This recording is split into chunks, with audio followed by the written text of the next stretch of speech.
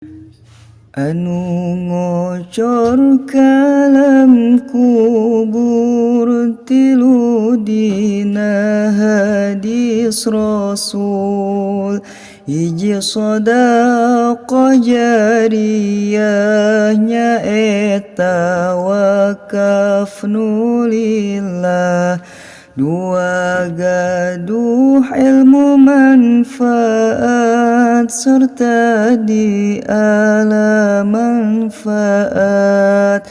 tilu gaduh putra nu soleh ngaduakeun teu weleh-weleh, dosa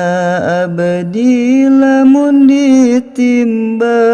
ibarat budah lautan, ibarat gunung nu luhur nyata tanbih ageng pisan, cindung lain ciri santri, lain ciri bisa ngaji,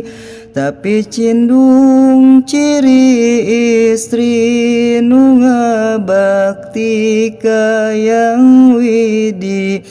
saenyana eta malaikat meberkeun dua jangjangna, pikeun jalma nu angkat ngaos pibekeleun keur jumeneng, pikeun jalma nu angkat ngaos pibekeleun keur jumeneng.